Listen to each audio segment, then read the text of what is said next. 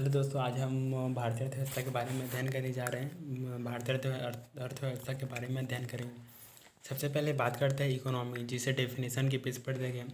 जब किसी देश की जब किसी देश को उसकी आर्थिक क्रियाओं के संदर्भ में परिभाषित किया जाता है, तब इसे इंडियन इकोनॉमिक्स कहा जाता है। जो इंडियन इकोनॉमिक्स होता है तीन प्रकार के होते हैं, जो पूंजीवादी अर्थव्यवस्था होते हैं, राज्यवादी अर्थव्यवस्था होते हैं, मिश्रित अर्थव्यवस्था होते हैं। तो सबसे पहले बात करते हैं इंडियन इकोनॉमिक्स या क्या होता है। अर्थव्यवस्था जो होते हैं मानव की आर्थिक गतिविधियों का अध्ययन करना होता है। मानव के द्वारा संपन्न वैसी सारी गतिविधियाँ जिसमें आर्थिक लाभ या हानि का तत्व विद्यमान होता है, उसे आर्थिक गतिविधियाँ कहा जाता है। दरअसल अर्थव्यवस्था एक अधूरा शब्द होता है, मगर इसके पूर्व किसी देश या किसी क्षेत्र या विशेष का नाम न जोड़ाता है तो वास्तव में हम किसी देश को उसकी समस्त आर्थिक क्रियाओं के संदर्भ में परिभाषित कर देते हैं। उसे कहा जाता है अर्थव्यवस्था। आर्थिक क्रिया किसी देश के व्यापारिक क्षेत्र, घरेलू क्षेत्र या सरकार के द्वारा दुर्लभ संसाधनों के प्रयोग, वस्तुओं तथा सेवाओं के उपभोग या किस तरह से उपयोग करना है, उसका उत्पादन किस तरह से करना है, वितरण लोगों में किस तरह से बांटना है, इन सभी से संबंधित होता है। ठीक। तब निजी क्षेत्र और बाजार के सापेक्ष राज्य व सरकार की भूमिका के आधार पर अर्थव्यवस्थाओं का वर्गीकरण तीन प्रकार से किया गया, जो हम नीचे देखेंगे। सबसे पहला पूंजीवादी अर्थव्यवस्था, राज्यवादी अर्थव्यवस्था और मिश्रित अर्थव्यवस्था। अब बात करते हैं पूंजीवादी अर्थव्यवस्था होता है क्या। दरअसल पूंजीवादी अर्थव्यवस्था, इस अर्थव्यवस्था में होता है क्या है, तो कितने उत्पादन करना है, क्या उत्पादन करना है और इसे किस कीमत पर बेचना है, ये सब मार्केट तय करता है। इसमें सरकार की कोई आर्थिक भूमिकाएं नहीं होती है। ठीक।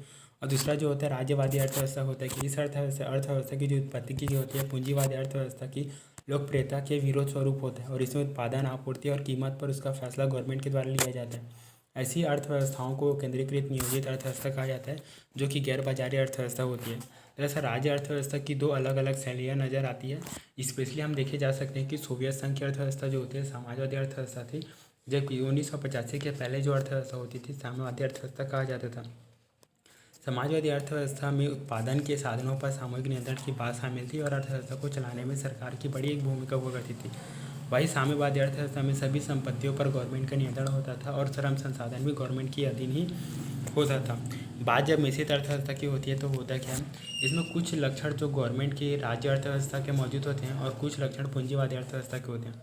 यह दोनों का मिला जुला रूप होता है। द्वितीय विश्व युद्ध की समाप्ति के बाद जो उपनिवेशवाद के चंगुल से निकलने दुनिया के कई देशों ने अर्थव्यवस्था को अपनाया था। दरअसल जिन्होंने पूंजीवादी अर्थव्यवस्था और राज्यवादी अर्थव्यवस्था दोनों को मिश्रित रूप से अपनाया था। अब दूसरा बात करते हैं एरिया ऑफ इकोनॉमिक होता है क्या, मतलब अर्थव्यवस्था के क्षेत्र कौन कौन से होते हैं। तो अर्थव्यवस्था के क्षेत्र अलग अलग चीज़ होते हैं। जैसे अर्थव्यवस्था का क्षेत्र आखिर होता है क्या, माना कि वे तमाम क्रियाकलाप जो आय सृजन में सहायक होते हैं आर्थिक क्रिया की संदर्भ भी कहा जाता है। दरअसल आर्थिक क्रिया किसी देश के व्यापारिक क्षेत्र, घरेलू क्षेत्र और सरकार के द्वारा दुर्लभ संसाधनों के प्रयोग, वस्तुओं तथा सेवाओं के उपभोग, उत्पादन और वितरण से संबंधित होता है। अर्थव्यवस्था की आर्थिक गतिविधियों को तीन श्रेणियों में बांटा गया है, जिसे कहता है क्षेत्रफ कहा जाता है। इसके अंतर्गत जो क्षेत्रफ होते हैं तीन चीज़ होती है, प्राथमिक क्षेत्र, द्वितीयक क्षेत्र और तृतीयक क्षेत्र। अब पहले बात करते हैं प्राथमिक क्षेत्र होते क्या। दरअसल जो प्राथमिक क्षेत्र होता है अर्थव्यवस्था का वह क्षेत्र प्रत्यक्ष रूप से पर्यावरण के ऊपर निर्भर करता है, और इन गतिविधियों का जो संबंध होता है भूमि, जल, वनस्पति, खनिज जैसे प्राकृतिक संसाधनों से होता है। कृषि, पशुपालन, मत्स्य पालन, खनन और उनसे संबद्ध गतिविधियों को उसके अंतर्गत रखा जाता है, और इसमें संलग्न श्रम की प्रकृति को रेड कॉलर जॉब के जरिए संकेतित किया जाता है।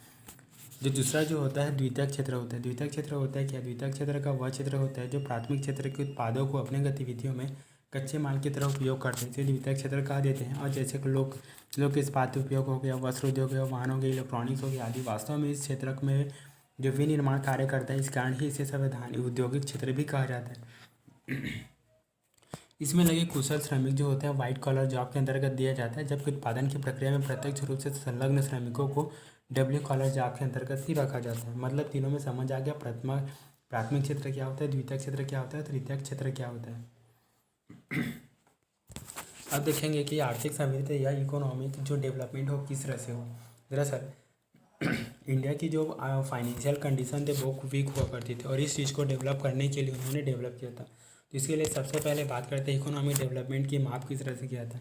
सबसे पहले बात करते हैं कि होता क्या है। दरअसल इसके बारे में बेसिक अंडरस्टैंडिंग जान लेते हैं, उसके बाद देखते हैं कि आखिर होता क्या है। दरअसल जो आर्थिक समृद्धि जो होते हैं, आर्थिक समृद्धि से अभिप्राय किसी भी समय अवधि में किसी अर्थव्यवस्था में होने वाली वास्तविक आय से होता है कि रियल हमें कितना प्रॉफिट हो रहा है। सामान्यतः यदि सकल राष्ट्रीय उत्पाद जीएनपी और सकल घरेलू उत्पाद जीडीपी तथा प्रति व्यक्ति आय में वृद्धि हो रही है, तो इसे हम कह सकते हैं आर्थिक समृद्धि हो रही है। अर्थात कि आर्थिक समृद्धि उत्पादन की जो वृद्धि से संबंधित होता है, जिसमें परिमाणात्मक परिवर्तन होते हैं जो कि श्रम शक्ति, उपभोग, पूंजी और व्यापार की मात्रा में प्रसार के साथ ही होता है। ठीक, अब यहाँ तक हो गया। दरअसल लिखिए हिस्ट्री के बारे में कि आर्थिक इसका डेवलपमेंट किस तरह से हुआ। तो आर्थिक विकास की अलग अलग धारणा होती है, जिसे आर्थिक समृद्धि की धारणा से संबंधित व्यापक होते हैं। आर्थिक विकास सामाजिक, सांस्कृतिक, आर्थिक, गुणात्मक और परिमाणात्मक सभी परिवर्तनों से संबंधित होता है। आर्थिक विकास तभी कहा जाएगा जब जीवन की गुणवत्ता में सुधार होते हैं और आर्थिक विकास के माप में अनेक चरम स्तर सम्मिलित किए जाते हैं, जैसे आर्थिक, राजनीतिक तथा सामाजिक संस्थाओं के रूप में परिवर्तन होता है, शिक्षा और साक्षरता दर होते हैं, जीवन प्रत्याशा होते हैं, पोषण का स्तर होते हैं, स्वास्थ्य सेवाएं होते हैं, प्रति व्यक्ति उपभोग वस्तुएं होती हैं तथा आर्थिक विकास मूलतः मानव विकास की ही है। भारतीय मूल के नोबेल पुरस्कार विजेता जो होते हैं प्रोफेसर अमर्त्य सेन ने आर्थिक विकास को आधिकारिक क्षमता के विस्तार के रूप में डिफाइन किया था, जिसका तात्पर्य होता है कि जीवन, पोषण, आत्मसम्मान तथा स्वतंत्रता ये सब चीज़ें होती हैं। महबूब उल हक ने आर्थिक विकास को गरीबी के विरुद्ध लड़ाई के रूप में परिभाषित कर दिया, चाहे वह गरीबी के किसी भी रूप में हो। हम इकोनॉमिक डेवलपमेंट के बारे में उसका आधार माप देखेंगे।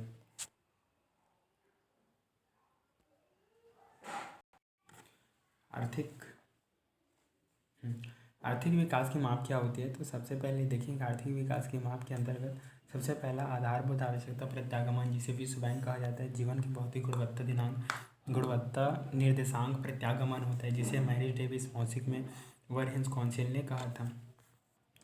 तो सबसे पहले बात करते हैं, इधर ये हो गया। तो सबसे पहला आधार प्रत्यागमन, तो इसका जो सबसे पहले हम देखेंगे आधारभूत आवश्यकता प्रत्यागमन होता है कि आधारभूत आवश्यकता प्रत्यागमन जो होता है वह विश्व बैंक के द्वारा निर्धारित किया जाता है। ठीक, दूसरा होता है जीवन की भौतिक गुणवत्ता निर्देशांक प्रत्यागमन होता है क्या, इसके बारे में थोड़ा डिफाइन कर देते हैं, चर्चा कर लेते हैं। इसका जो प्रतिपादन किया था मॉरिस ने किया था, ओवरसीज डेवलपमेंट काउंसिल के कहने पर किया था। इस विधि में किसी भी देश के रहन सहन के स्तर यानी कि आर्थिक विकास की तुलना के लिए 3 आंकड़े जो होते हैं, जिसे इन्फेंट मोर्टेलिटी रेट कहा जाता है, वयस्क साक्षरता दर कहा जाता है, और 1 वर्ष आयु की जीवन प्रत्याशा जिसे life expectancy rate of 8 age कहा जाता है, जिसे एवरेज जो मान माना जाता है 0 से 100 के पैमाने पर होता है। ठीक है, दूसरा जो होता है, अब तीसरा बात करते हैं क्रय शक्ति प्रत्यागमन विधि होता है कि सबसे पहले अंतर्राष्ट्रीय मुद्रा कोष से प्रयोग किया था और रहन सहन के स्तर की तुलना किए थे। इसके बारे में सबसे पहले इस विधि का जो सबसे पहले प्रयोग किया गया था सन 1993 में किया गया था, और जिसमें जो अंतर्राष्ट्रीय मुद्रा कोष ने किया, और आजकल विश्व बैंक इसी विधि का प्रयोग अलग अलग देशों के रहन सहन की तुलना करने के लिए कर रहा है। और दूसरा जो होता है निवल आर्थिक कल्याण होता है क्या, जो निवल आर्थिक कल्याण होता है क्या है, निवल आर्थिक कल्याण के लिए एक फार्मूला डेवलप किया जाता है जिसे निवल आर्थिक कल्याण कहा जाता है। जैसे सकल राष्ट्रीय उत्पाद होता है, उत्पादन की छिपी लागत होती है और आधुनिक नगरीकरण की हानियाँ होती है, प्लस अवकाश और गृहणियों की सेवाएं भी होती हैं। जैसे सैमुएल्सन का यह मानना होता है कि जो निवल आर्थिक कल्याण होती है, जिसे नेट इकोनॉमिक वेलफेयर कहा जाता है, लोगों के जीवन निर्वाह में सही माप करेगा, और इस धारणा का प्रयोग सबसे पहले डेली और कॉप ने सन 1989 ईस्वी में किया गया था। ठीक, तीसरा जो होता है मानव विकास सूचकांक क्या होता है। मानव विकास सूचकांक जिसे होते हैं, इस सूचकांक का जो प्रतिपादन किया गया था सन 1990 में ईस्वी में किया गया था। यूनाइटेड नेशन डेवलपमेंट प्रोग्राम में जुड़े जो अर्थशास्त्री महबूब उल हक और उनके सहयोगियों ने किया था, जिसे मानव विकास सूचकांक के कुछ मेन आधार होते हैं, जैसे मेन 3 आयाम जो होते हैं, 3 होते हैं। सबसे पहला ज्ञान, जन्म के समय जीवन प्रत्याशा और क्रय शक्ति संयोजन प्रति व्यक्ति के रूप में प्रदर्शित जीवन निर्वाह के रूप में स्तर किया गया था। ठीक,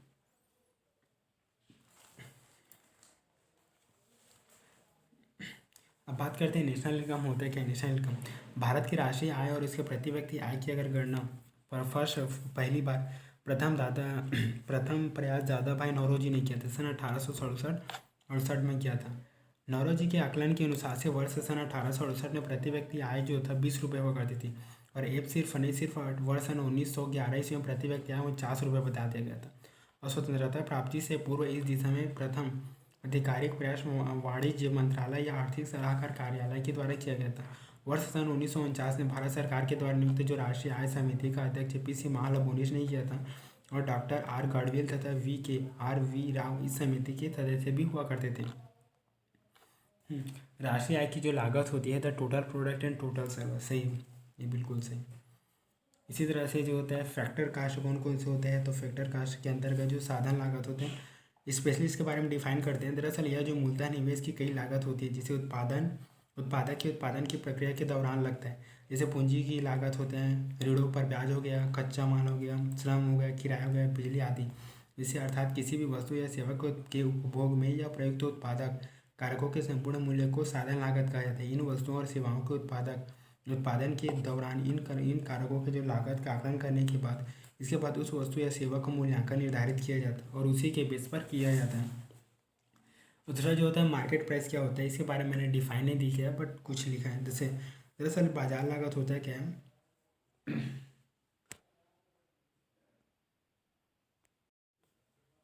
बाजार लागत होता है क्या, दरअसल बाजार लागत वह मूल्य होता है जिसे उपभोग के द्वारा किसी वस्तु या सेवा को खरीदते समय किसी विक्रेता को अदा किया जाता है। हम अगर हम कोई भी वस्तु खरीद रहे हैं, उपभोग के द्वारा किसी वस्तु को सेवा खरीदते समय जो विक्रेता को अदा करता है, मतलब जो पैसे दिए जाते हैं उसे बोले जाते हैं मार्केट लागत। बाजार लागत वस्तु और सेवा के जो साधन लागत पर अप्रत्यक्ष कर होते हैं जैसे सेगमेंट, केंद्रीय उत्पादक शुल्क, CST आदि जोड़ने के बाद निकाले जाते हैं। यानी बाजार मूल्य पर पहुंचने के लिए साधन लागत में सरकार को भुगतान किए गए जो कर शामिल किए जाते हैं, जबकि सरकार के द्वारा कई अनुदान को साधन लागत में से घटा दिया जाता है क्योंकि साधन लागत निर्धारण के समय ही उसकी गणना किया जाता है। ठीक, अब देखेंगे national income eight current and constant price.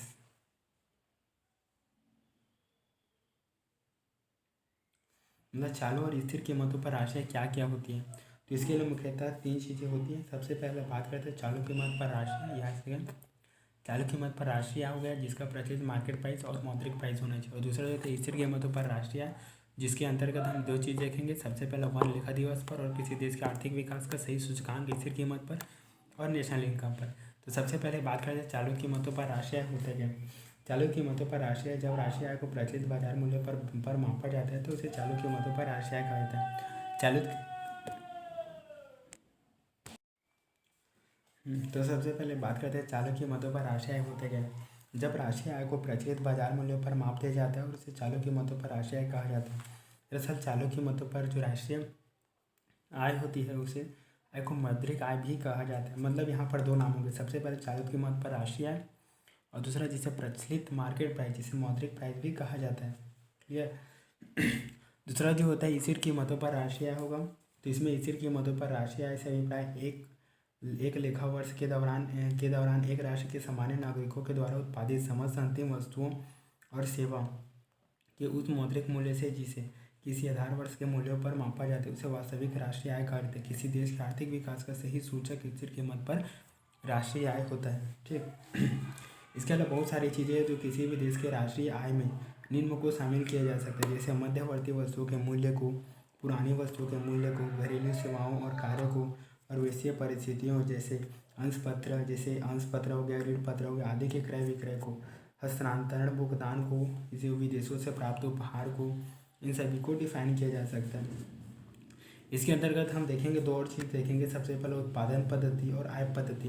दरअसल ये पद्धतियाँ होती क्या है, तो सबसे ये द कैलकुलेशन ऑफ इनकम और कैलकुलेशन करेंगे। सबसे पहले आप देखेंगे द कैलकुलेशन ऑफ इनकम 2 चीज़ें होती है। सबसे पहला प्रोडक्शन मेथड होता है, दूसरा इनकम मेथड होता है। मतलब प्रोडक्शन मेथड होता है, दूसरा इनकम मेथड होता है। तो ये प्रोडक्शन मेथड और इनकम मेथड। सबसे पहला प्रोडक्शन मेथड होता है क्या, प्रोडक्शन मेथड इसके तहत मानव सेवाओं के शुद्ध मूल्य वृद्धि का आकलन किया जाता है और इसका प्रयोग कृषि, वानिकी, पशुपालन, खनन और उद्योग क्षेत्र में किया जाता है और इसके मूल्यवर्धित पद्धति के नाम से भी इजीली जाना जा सकता है। दूसरा जो होता है इनकम मेथड होता है क्या, दरअसल इसके अंतर्गत उत्पादन के घटकों के लिए किए गए भुगतानों का उपयोग किया जाता है। इसका प्रयोग परिवहन के लिए किया जाता है, प्रशासन के लिए किया जाता है और बिजनेस जैसे सेवा प्रदाता की GDP का आकलन करने के लिए किया जाता है। अब बात करते हैं different theory of the national income and relation between them. मतलब उन दोनों के बीच क्या होता है, राष्ट्रीय आय की अलग अलग अवधारणाएं और उनके बीच क्या संबंध है एक दूसरे के।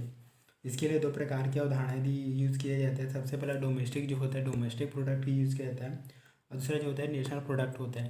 तो सबसे पहला डोमेस्टिक प्रोडक्ट क्या होता है, किसी भी देश की आर्थिक समीक्षा में स्थित निवासियों के द्वारा जो आय को अर्जित उत्पादन किया जाता है उसे बोला जाता है घरेलू उत्पादन। मतलब किसी देश की आर्थिक सीमा में स्थित निवासियों द्वारा और गैर निवासियों के द्वारा अर्जित आय को घरेलू उत्पाद कहा जाता है। इसके लिए दोपहर एक फार्मूला भी निश्चित किया गया है, घरेलू उत्पाद बराबर घरेलू आय में निवासियों का हिस्सा प्लस घरेलू आय में गैर निवासियों का हिस्सा। और दूसरा जो होता है नेशनल प्रोडक्ट, मतलब वही राष्ट्रीय उत्पाद। किसी देश की आर्थिक सीमा के भीतर और बाहर निवासियों के द्वारा जितने भी आय अर्जित किया जाता है उसे राष्ट्रीय उत्पाद कहा जाता है, उसे राष्ट्रीय उत्पाद कहा जाता है।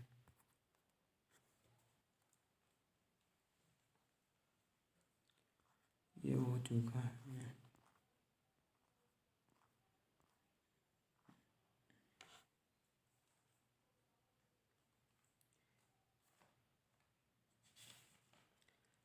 अब हम देखेंगे आगे दी कॉन्सेप्ट डोमेस्टिक प्रोडक्ट।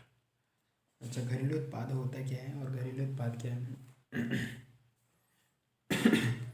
तो सबसे पहले देखेंगे घरेलू उत्पाद क्या होता है। सबसे पहले सकल घरेलू उत्पाद। दरअसल सकल घरेलू उत्पाद क्या होता है? क्रॉस नेशनल प्रोडक्ट, जिसे जीएनपी कहा जाता है। अब इसके बारे में डिफाइन अध्ययन करेंगे। दरअसल साधन लागत पर सबसे पहला सकल घरेलू उत्पाद होता क्या है, तो इसके बारे में देख लेते हैं। किसी देश की घरेलू सीमा के भीतर इसे जितने निवासी उत्पादन और गैर निवासी उत्पादन इकाइयों के द्वारा एक वर्ष में जितना प्रोडक्शन किया जाता है और उस वस्तु को और सेवाओं का अंतिम या मौद्रिक मूल्य सकल घरेलू उत्पाद कहलाता है। दूसरे शब्दों में हम कह सकते हैं कि एक लेखा वर्ष में एक देश की जो घरेलू सीमा में सभी उद्यमियों, चाहे वह निवासी हो या अनिवासी हो, इन सभी के द्वारा जो किया जाता है सकल मूल्य वृद्धि कहा जाता है, सकल मूल्य उत्पादन भी कहा जाता है। और इसका आकलन जो होता है राष्ट्रीय एवं निजी उपभोग, सकल निवेशी, सरकार एवं गैर सरकार और व्यापार शेष के योगफल के द्वारा किया जाता है। इसके लिए जो स्पेशल फार्मूला दिया गया है साधन लागत पर सकल राष्ट्रीय उत्पाद। साधन लागत पर सकल राष्ट्रीय उत्पाद से आशय उस राष्ट्रीय उत्पाद से जिसका मूल्य उत्पादन से आशय उस क्रिया में प्रयुक्त साधनों को प्राप्त आय के साधन पर प्राप्त किया जाता है।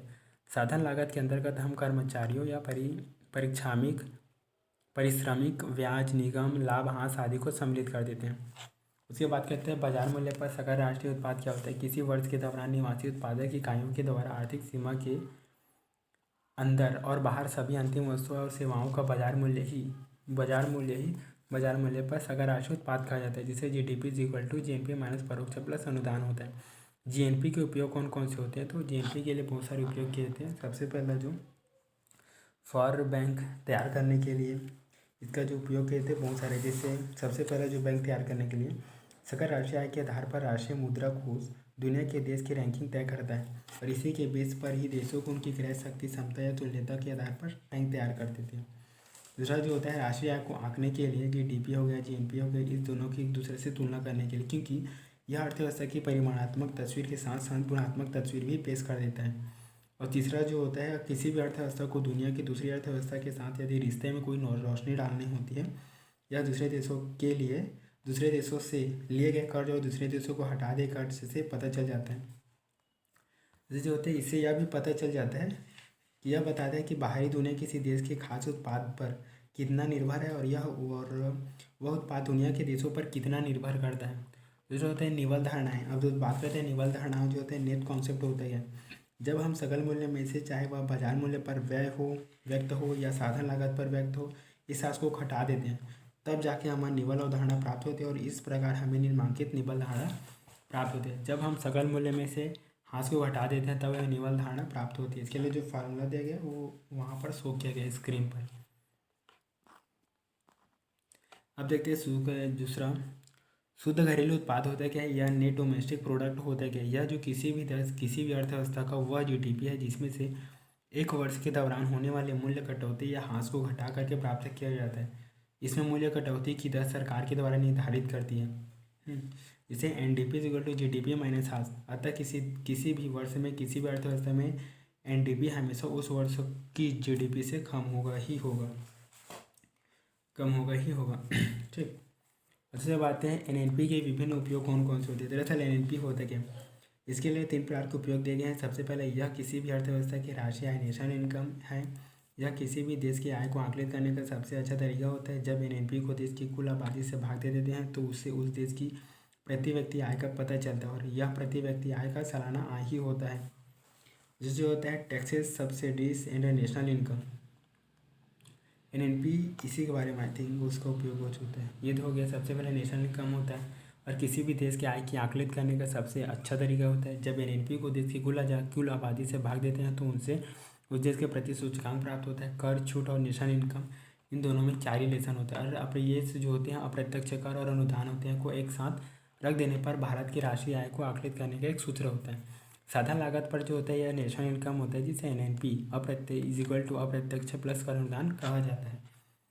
ठीक, अब इसके बाद बात करते हैं नेशनल इनकम लेखा के बेस पर और वर्ष एंड विधि में संशोधन क्या क्या होते हैं। इसके लिए सबसे पहले इसके हिस्ट्री जानते हैं। सबसे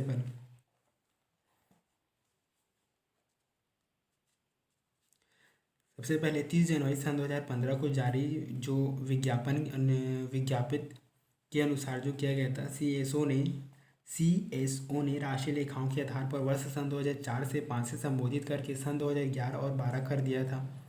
एक चेंजेस हो गया। दूसरा, इस विज्ञापित में राष्ट्रीय आय संबंधित कई श्रृंखला एक अन्य महत्वपूर्ण धारणा या कॉन्सेप्चुअल परिवर्तन जिसे जीडीपी के पर सकल घरेलू उत्पाद का आकलन धारणा को हटा दिया गया है और बाजार मूल्य पर सकल घरेलू उत्पाद या जीडीपी को ही जीडीपी के रूप में स्वीकार किया गया है। ठीक, तो सबसे पहले 2004 से 2005 को 2011-12 कर दिया गया।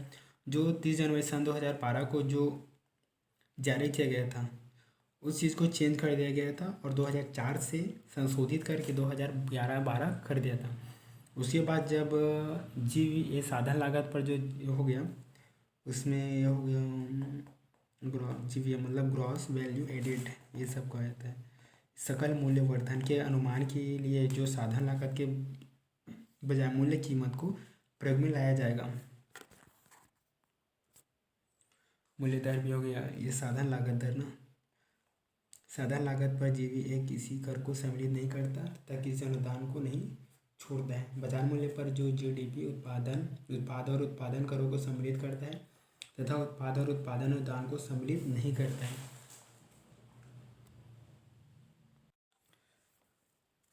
अब बात करते हैं व्यक्ति क्या है, जिसे पर्सनल इनकम कहा जाता है। यह देशवासियों